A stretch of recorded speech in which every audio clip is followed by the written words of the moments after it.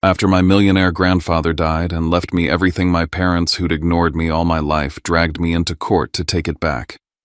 The same people who never showed up to my birthdays, my graduations, or even my grandfather's funeral suddenly remembered I existed when money was involved. The morning of the hearing, my mom rolled her eyes the second she saw me.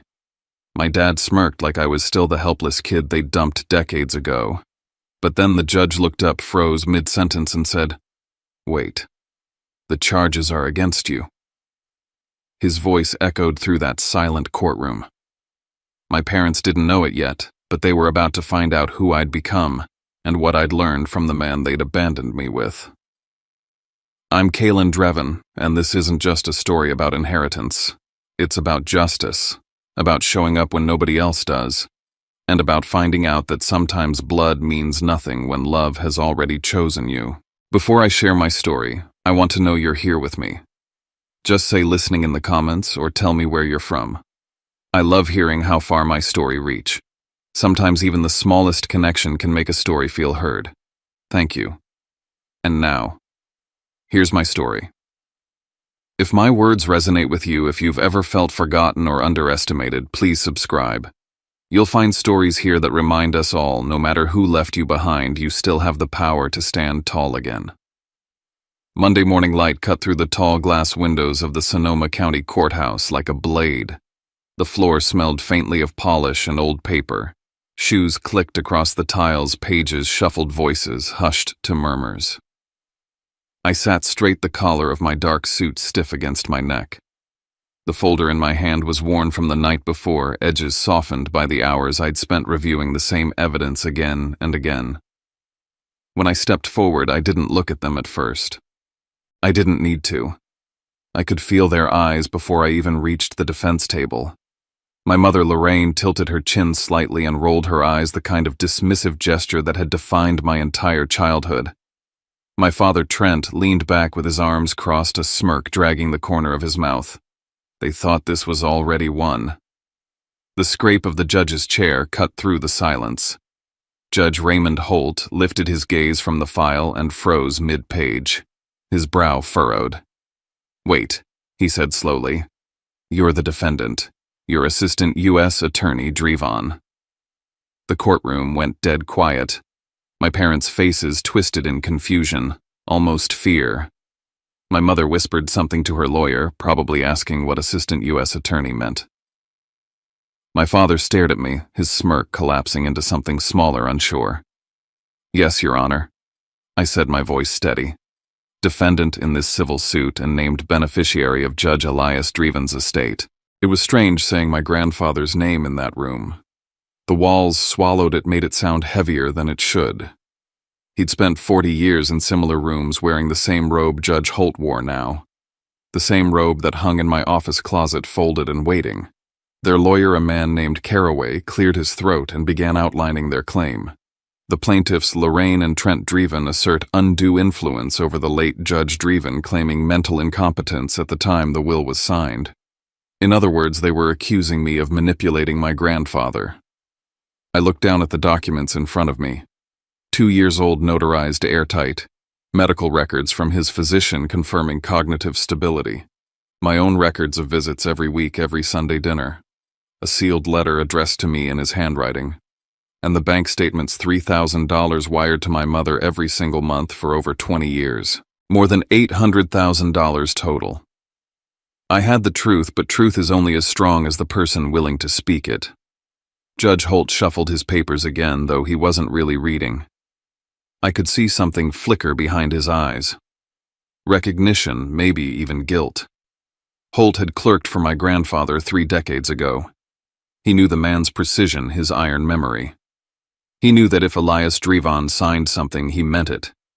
And yet that recognition didn't stop the weight pressing into my chest.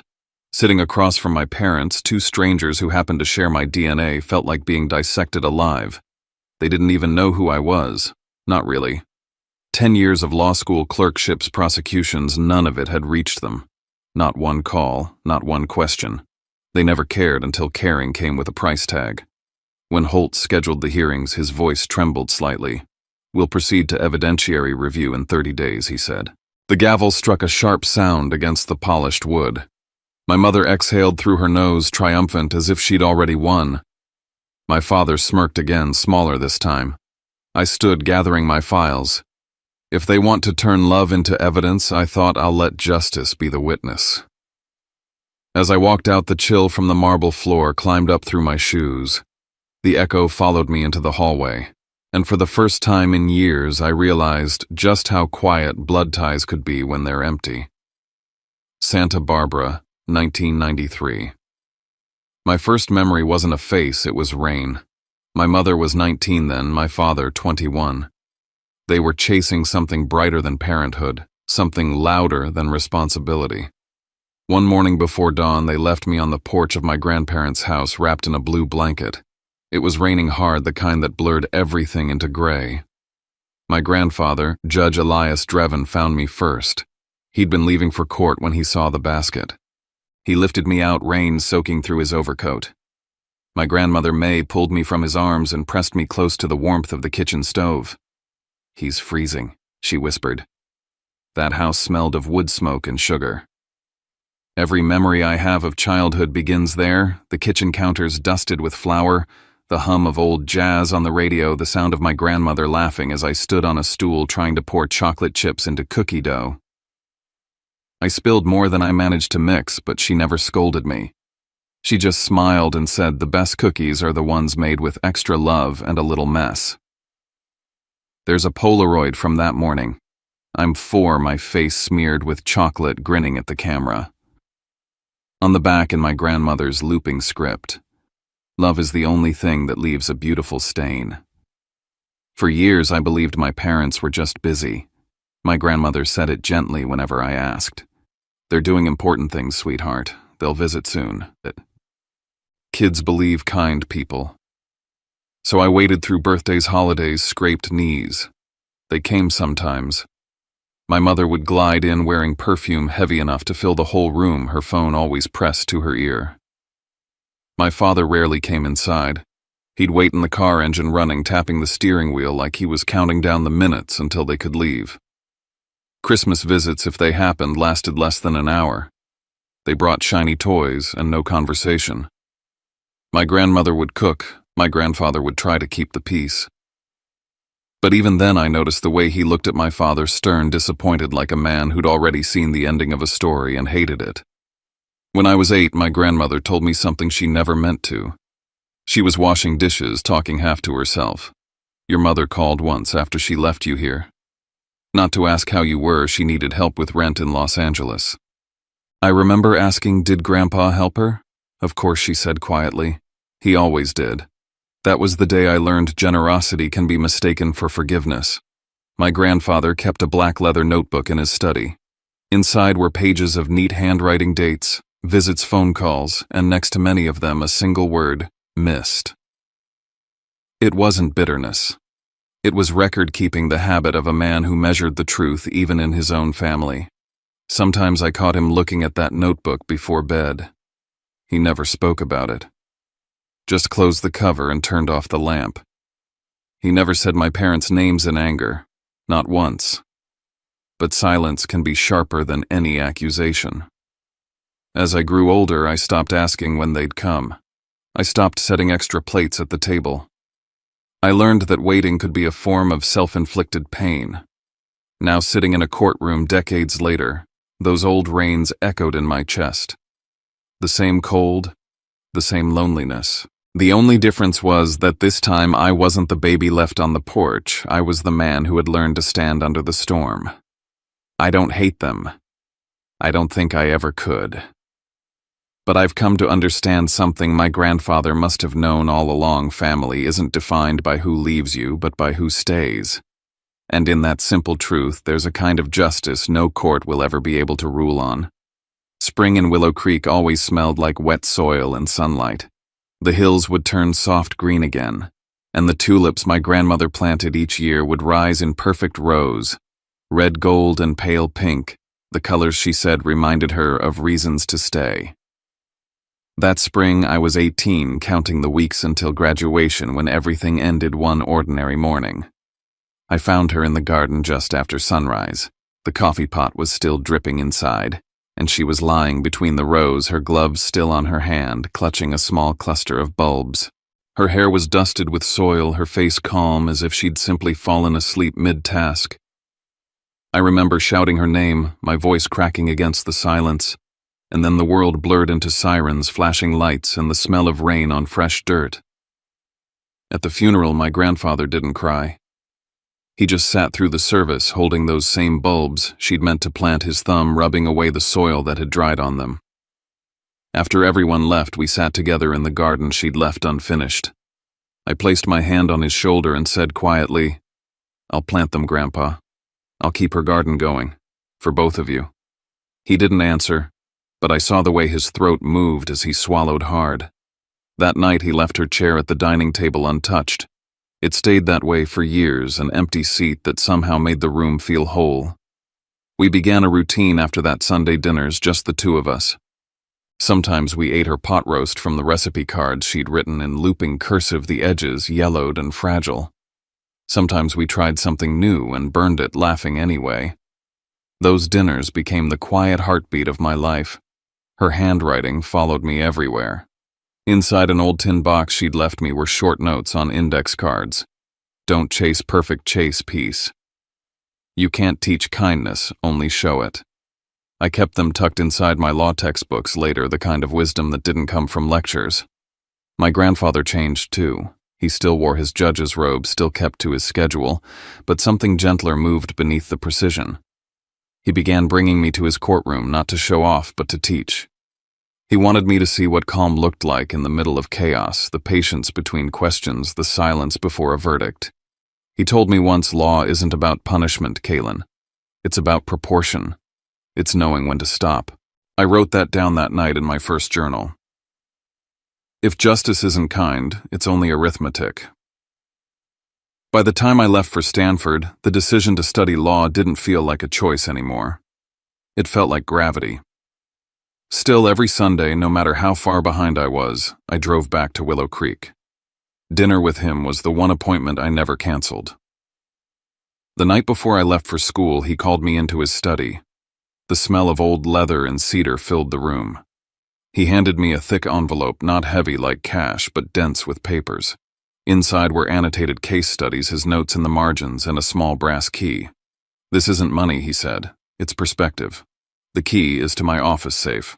One day, if you forget what you're fighting for, open it." I nodded, tucking it away without asking questions. As I turned to leave, he added something softer. "There's another envelope inside, sealed in red. For you only when your conscience is tested." I didn't ask what he meant. Back then, I thought I'd never reach that kind of crossroads. Years later, I would find out how wrong I was. I left for Stanford the next morning, the sun still low, the garden glistening with dew. As I drove down the long dirt road, I looked back once.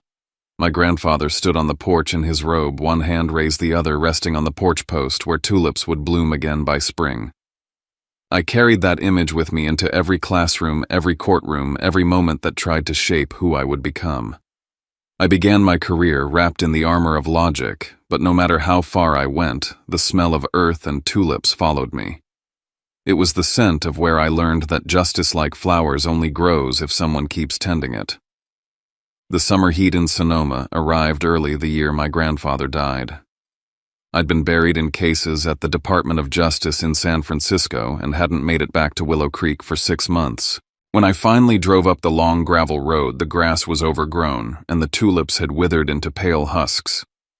The house looked smaller than I remembered. "He died in his sleep," the caretaker said. Peaceful, they told me, as if that softened the blow.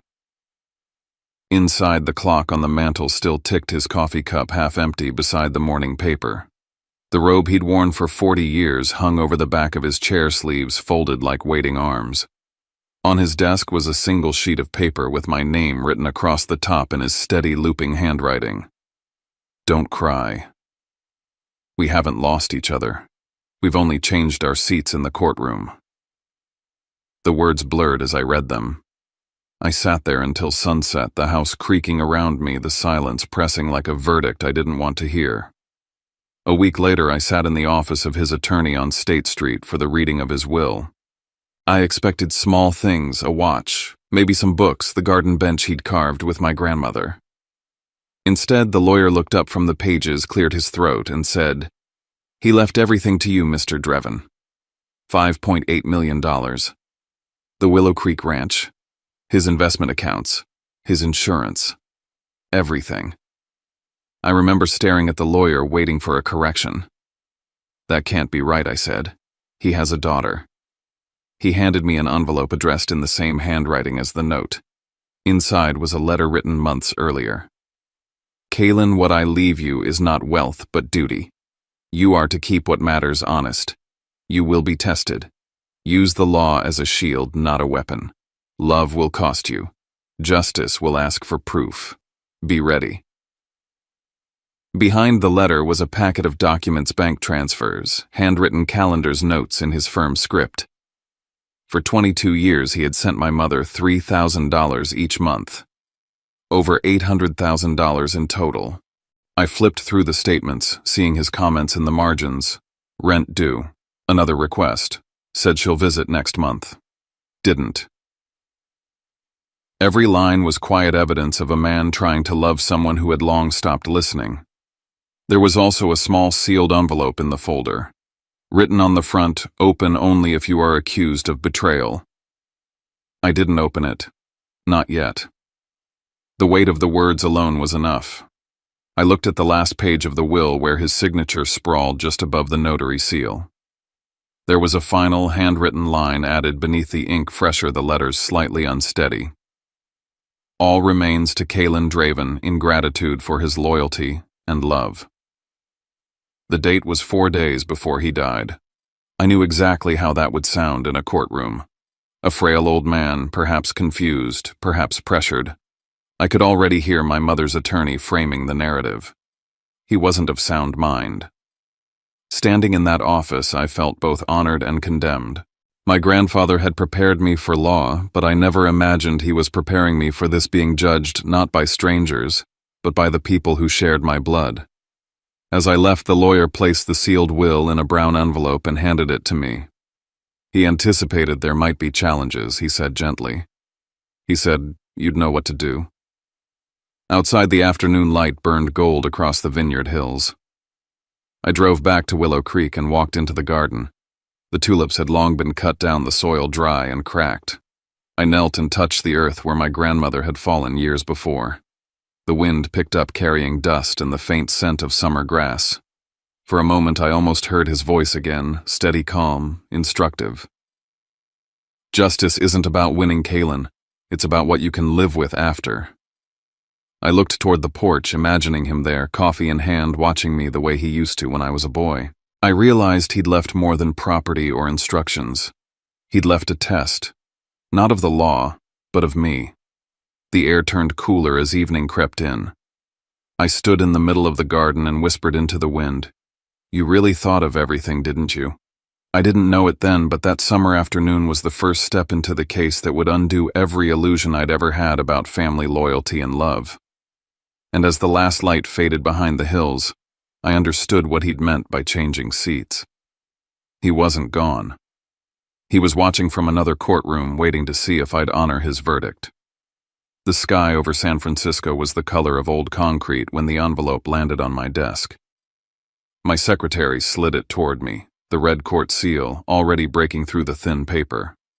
The smell of burnt coffee lingered from the morning rush, the printer whirred in the background, and for a moment I thought it was just another subpoena, another day in the office. But then I saw my own name printed on the front, underlined twice. Plaintiffs: Lorraine and Trent Draven. Defendant: Kaylin Draven.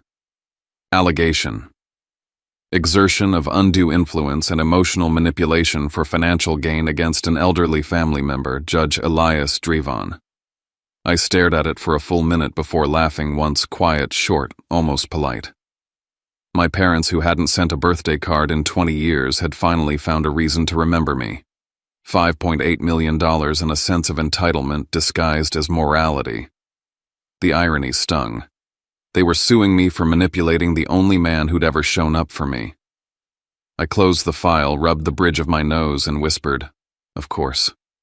The first thing I noticed in the complaint wasn't the accusation, it was the signature at the bottom. David Caraway. I knew that name like a bad habit. 4 years earlier, I'd prosecuted him for tampering with evidence in a securities case. Avalon Securities v. State of California. He'd been disbarred for a year. It had cost him his career, his reputation, everything he thought he owned. Now he was back defending my parents.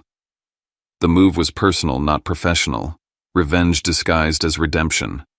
And this time, he was aiming for the one place he knew would hit hardest, not my record, but my bloodline. By noon, my name was on every major paper in California. Federal prosecutor sued by parents over inheritance scandal. My phone exploded with messages from colleagues, journalists, strangers demanding statements. The DA's office issued a statement about conflict of interest and administrative leave. I was told to step away from all ongoing cases until the matter was resolved. I'd spent my life inside courthouses built on discipline and control, yet now my career was unraveling in the same language I'd once used to undo others. The irony didn't escape me. I'd built my entire professional life on the principle that no one is above the law, and now I was being cast as someone who thought he was. I called Claire Hensley that night. We'd worked together for years, sharp mind, no patience for theatrics. "I need representation," I said. Her voice was calm. "You're serious. It's my parents." She paused long enough for silence to speak for her. "Then this isn't law, Kaylin. It's theater. They'll play sympathy. The courtroom loves tears more than truth." She met me in my office the next morning, hair pulled back, briefcase already open. "You can't defend yourself," she said, flipping through the complaint. "Conflict of interest. I'll take it." I nodded. "They'll lose on facts," I said. "They might win on feelings," she replied. "The public always roots for the ones crying on the stand." By afternoon, news vans were parked outside my building. The media wanted the story, not the truth. Estranged parents. Millionaire will. Betrayed son turned prosecutor. I was a headline waiting to happen. That night I drove north to Willow Creek, back to the house where it had all started. The tulip garden was bare, just dirt and memory. I unlocked my grandfather's office and pulled open the safe he'd left me years ago. Inside were neatly stacked folders, each labeled in his handwriting. One stood out, Holt, private. Beneath it lay an old photograph. My grandfather younger, standing beside Judge Raymond Holt, the same man presiding over my case. On the back, written in the familiar ink I'd grown up reading, "The man who knows the final truth." For a long moment I just stared at that line. My pulse slowed. Holt hadn't just recognized me that morning in court, he'd known exactly who I was and exactly what this case meant. I locked the safe again and turned off the light. If justice is a game, I thought, then this is the last round and my opponents share my last name. The courthouse in Marin was packed from floor to ceiling the morning the trial began. The air buzzed with whispers, camera shutters, and the low hum of speculation. Reporters lined the hallway, their microphones raised like bayonets. I walked in with Claire beside me. She looked composed. I didn't. I could feel the weight of every eye tracing my steps. My mother Lorraine sat in the front row dressed in black, her hand clutching a tissue she hadn't used. My father Trent sat beside her, his face a careful mix of pity and triumph. Judge Holt entered from the side door. His gaze brushed past me for a moment longer than it should have, something between recognition and warning. He adjusted his glasses, cleared his throat, and called the court to order. Caraway started first. His voice was smooth, rehearsed, almost theatrical. "Ladies and gentlemen, this is a story of a son who turned away from his parents, who used his grandfather's grief and failing mind to claim what was never his to begin with." He gestured toward a large monitor. A photo appeared me in my graduation gown at Stanford. Alone. "Notice who's missing," he said. "His family." Because for Kaylin Dreven, family was only useful when it benefited him. The audience murmured. My mother dabbed her eyes. It was a performance, one she'd been rehearsing her whole life. Claire leaned toward me. Let him talk, she whispered. Truth doesn't need to shout. Then came his second act. Caraway introduced a psychologist who claimed my grandfather had suffered from post-grief depression after my grandmother's death. A man in that condition, he said, is easily influenced by those closest to him. Claire stood for cross-examination. Doctor, she said, have you ever met Judge Elias Dreven? He hesitated. No. Then your diagnosis is based on assumption, not observation. She turned to the jury. That's not psychiatry. That's storytelling. The room shifted. The doctor's face drained of color. But Caraway wasn't finished. He called my mother to the stand. She walked carefully, pausing just enough to appear fragile.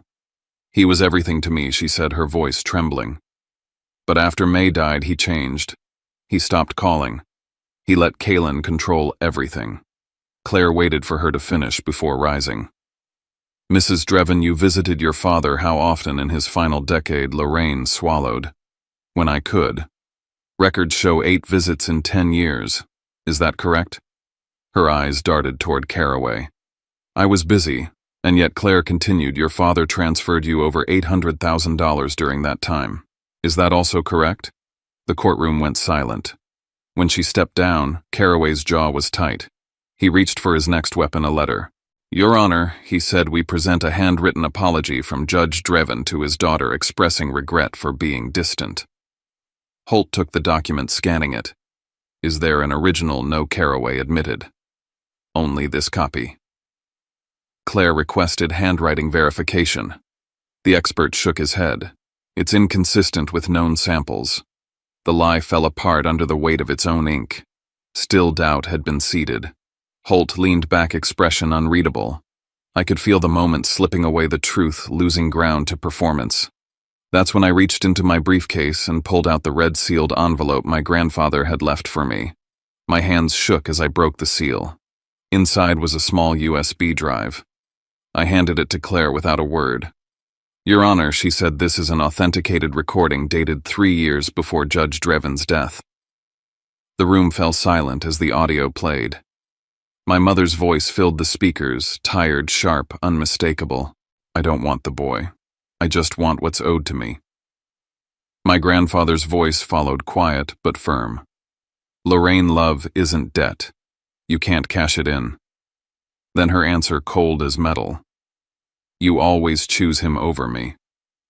When the recording ended, the silence was deafening. Even the reporters had stopped typing. My mother's face crumpled. That was taken out of context, she stammered. Holt leaned forward. I was present during that conversation, he said, his voice steady. Both parties were aware they were being recorded. The court accepts it as admissible. For the first time, I saw fear cross Caraway's face. He opened his mouth, then closed it again.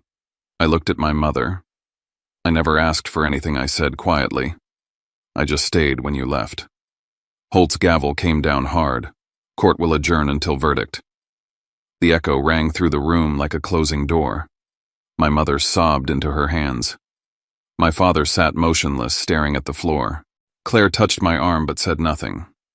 As I walked out into the hallway, the noise of the crowd blurred behind me. Cameras flashed. Reporters shouted my name. None of it mattered. The trial was almost over, but the ache inside me was just beginning. In the reflection of the courthouse glass, I caught my own face, calm, controlled, and unfamiliar. For the first time, I understood what my grandfather meant when he said justice would test me. It wasn't about proving innocence. It was about learning how much of your heart survives the truth. Fog hung low over the courthouse, and the wind off San Pablo Bay cut through my coat as if the fabric were paper. I sat in the car with Claire and listened to my watch tick. Neither of us spoke. Outside, camera crews clustered at the steps, mouths moving, lights blinking the story already written on their faces. I breathed once, then again, and opened the door. Inside, the gallery was full. My mother wore a black dress and the strained pallor of someone who'd practiced looking fragile. My father sat a row behind, eyes raw, jaw set. Judge Holt took the bench and the room stilled. He read for a moment, then lifted his gaze. On the far wall, a display case had been set up for the day my grandfather's robe draped on a stand, its sleeves falling like calm hands.